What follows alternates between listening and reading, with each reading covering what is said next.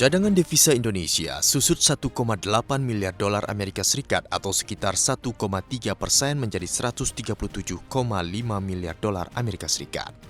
Penurunan posisi cadangan devisa tersebut antara lain dipengaruhi oleh pembayaran utang luar negeri pemerintah.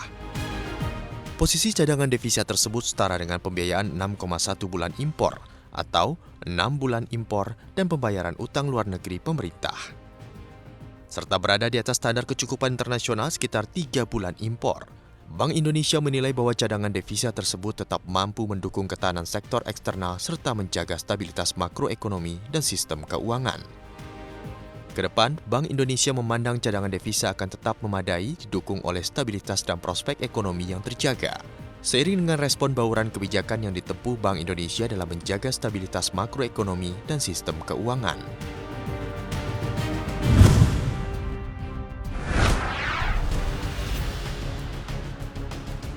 IMF meminta Indonesia melonggarkan ekspor nikel dan mengizinkan kembali ekspor biji nikel. Menteri Energi dan Sumber Daya Mineral (ESDM) Arifin Tasrif buka suara mengenai permintaan IMF itu. Nikel merupakan komoditas yang tidak terbarukan, oleh karena itu pihaknya ingin hilirisasi terjadi di Indonesia. Arifin pun mengaku tidak ingin masyarakat Indonesia hanya jadi tukang gali tambang, ketimbang negara lain melakukan ekspor barang jadi ke Indonesia. Dalam laporan yang bertajuk IMF Executive Board Concludes 2023, artikel For Consultant with Indonesia, IMF menyampaikan kebijakan Indonesia harusnya berlandaskan analisis terkait biaya dan manfaat lebih lanjut. Tak hanya itu, kebijakan juga harus mempertimbangkan dampak terhadap wilayah lainnya.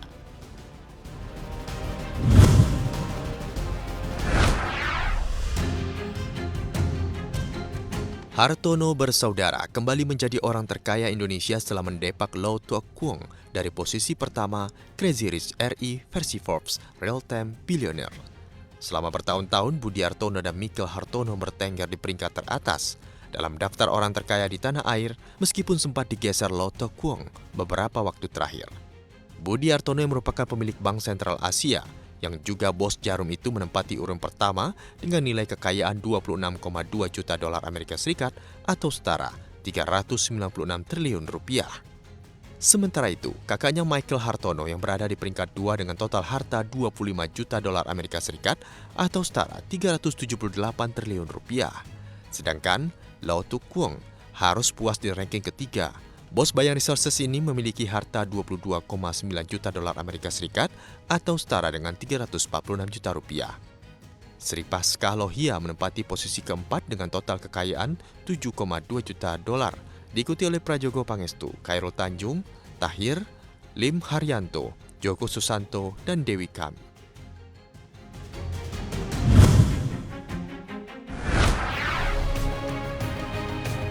Perusahaan mobil listrik Tesla tengah memutus hubungan kerja atau PHK terhadap pekerja pabrik baterainya di Shanghai, China. Belum jelas berapa banyak pekerja yang akan dipecat atau alasan spesifik di balik pemutusan hubungan kerja tersebut. Pemutusan hubungan kerja ini pertama kali dilaporkan oleh portal berita online Amerika Serikat, Deep Analysis. Dalam pemberitaan itu, kurang dari 1.000 pekerja bekerja di 2 jalur produksi baterai pabrik. Gigafactory Shanghai Tesla, pabrik terbesar dan paling produktifnya, mempekerjakan sekitar 20.000 pekerja, termasuk mereka yang terlibat dalam perakitan model baru.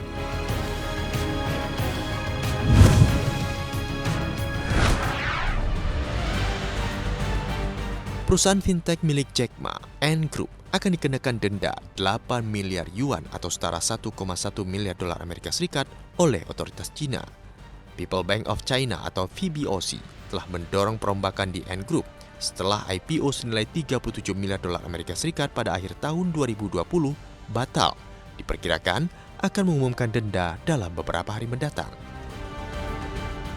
Kebijakan denda ini menjadi tindakan tegas China terhadap perusahaan swasta yang dimulai dengan pembatalan IPO Ant dan kemudian menghapus miliaran dari nilai pasar beberapa perusahaannya. Denda ini akan menjadi denda terbesar yang pernah dijatuhkan kepada perusahaan internet di negara itu, sejak perusahaan transportasi online Didi Global didenda 1,2 miliar dolar Amerika Serikat oleh regulator keamanan cyber China pada tahun lalu.